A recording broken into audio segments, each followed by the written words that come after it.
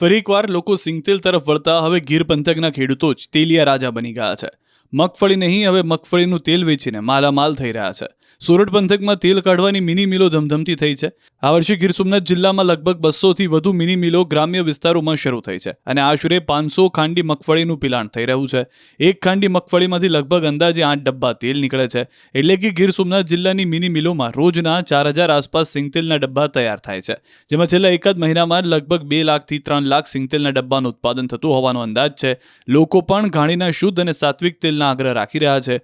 ખેડૂતો પોતાની મગફળી વેચવાને બદલે હવે પિલાણ કરાવી શુદ્ધ તેલ કાઢતા, જેના કારણે ગ્રામ્ય અને શહેરી કક્ષાએ ગાયબ થતી તેલ કાઢવાની મિની મિલોને ફરી એકવાર જમાનો આવ્યો છે.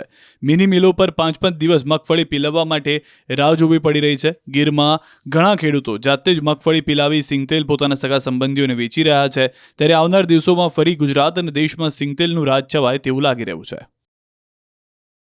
મને જે મગફળીનો ભાવ પૂરતો મળવો જોઈએ એ મળતો નહોતો.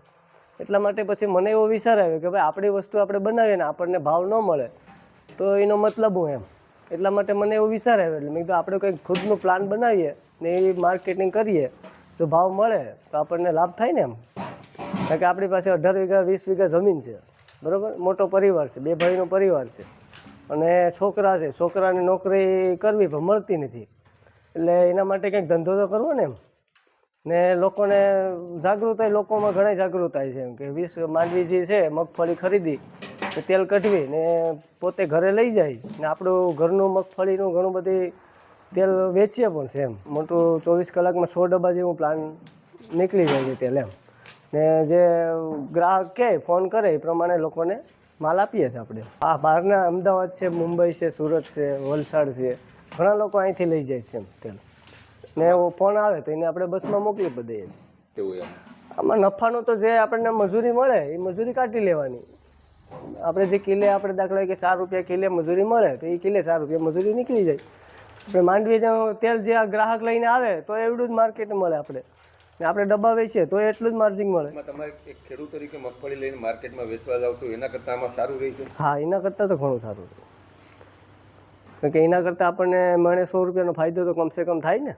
ઘરની માંડવીને ઘરની મિલ હોય તો 100 રૂપિયાનો. ને આપણે તો જે મગફળી બનાવીએ એ તો કે દવા વિનાની બનાવીએ એટલે એમાં ઘણો બધો ફાયદો થાય એમ.